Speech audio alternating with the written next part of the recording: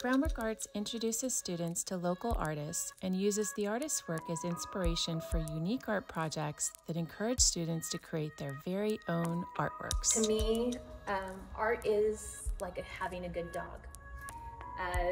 If you love it, it's always there for you. Photography is so amazing because it does something that the human eye can never do, right? It stops a moment in time.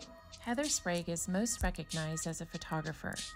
Her current photographs are experiments in abstraction, objects that are photographed and reframed again and again, or layers of photographs that are combined to create new images. While her photographic process triggers memories, her new experimental watercolor drawings allow her to work through her feelings. She fully dives into the process of making art, letting go of whatever craziness is happening in the moment and allowing the materials to guide her. I'm Rhonda, Director of Groundwork Arts. Today we're at the Glass Outhouse in Wonder Valley, California to meet up with artist Heather Sprague, check out her art, and get a sneak peek behind the scenes. So I know you as a photographer, but what inspired you to do these experimental watercolor drawings? I just wanted to dive into something that was once familiar to me, and I wanted to reacquaint myself with it again. And I did discover last year that I just really had a love of watercolor anyway. It's such a forgiving medium. I love how the water carries the pigment around the page, how there's an element of mystery to it because you never really know what's going to come out of it. And then our connection to it as artists is that we're controlling that, right? We're shifting that paper, we're moving it around, but it really takes on a life of its own. As human beings, we crave familiarity, and that's what we look for in everything.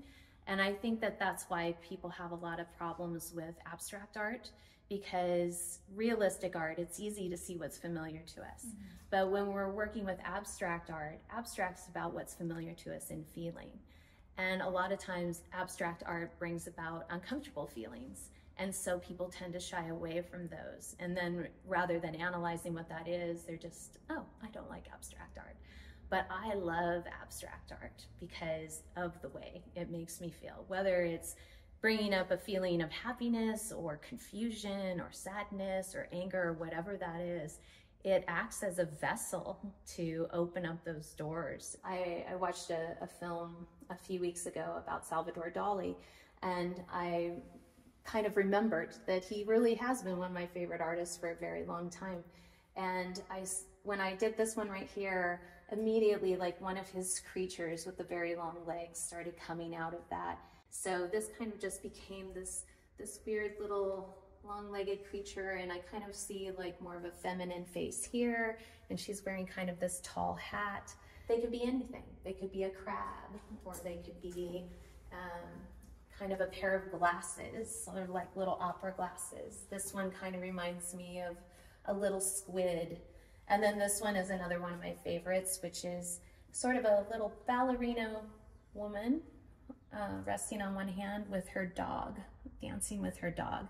And dogs are very special to me. You don't start out thinking, I want a ballerina dog or a pair of glasses or this feminine creature. You are working with the material, the water, a little bit of pigment, and then letting it talk to you. That's part of the fun of it, is just letting it tell me what it wants to be. When I think of you, I think of photography. I also think of being obsessive. I am obsessive about my photography. I do take thousands of photos. We're into the millions now, actually. But I see something so different in each one of those. And how do you get from the photo you took to this? Each one of these is a set of layered images. There may be as little as 3 or as many as 8 layered images. Those I select completely randomly. I don't like to, again, like the watercolors, I don't like to dictate what art is going to be. I like to let it unfold. But as I understand it, they are self-portraits in some way, or a reflection of yourself. I'm selecting my subject matter, something is catching my eye, And so there is a little bit of me in each photo I take. I know you studied art history and studio art, and you traveled. You were immersed in the studies for a while, and then you went away for a long time. I did. Came back to it. I come from a long line of artists. My first connection with art was when I was 5, and I went and saw the King Tut traveling exhibition, and I just was fascinated by these things that were created thousands of years ago that were so beautiful and so unique. And yeah, I studied a lot of things trying to find where I fit, but ultimately I did come back to art. If I had something to say to a young artist, it would be to find your own voice and not try to duplicate anybody else's. I think I have my most rewarding moments in a classroom when I give the tools to a child and they take them and they run with them, and at the end of class they hold up something to me that I've never seen before. That is amazing. So what would you say are your primary influences? My great-great-grandmother, Addie Bentz Williams, she was a photographer at the dawn of the 20th century. I still have some of her wet collodion negatives that I've printed off of. She did watercolor. I have a bunch of her watercolors. So very influential without even having known her. And just having that lineage and knowing that I come from such strong women is also very important to me. So yes, very influential. It's amazing to make our art, but it's particularly special to be able to share our art with the rest of the world and to be here at the Glass Outhouse, which I know is special for you. What I love about this place is that it kind of proves never say never. They told Laurel she'd never make an art gallery work in Wonder Valley, and she's now in the top 8 roadside attractions in the whole country. She is on her 15th year.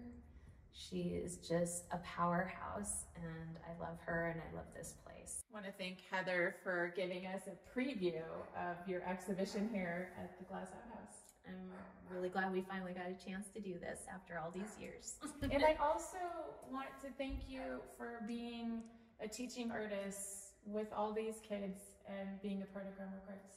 Never thought I'd be a good teacher, but it turns out. You're the best teacher. Oh, you got her socks? Yeah.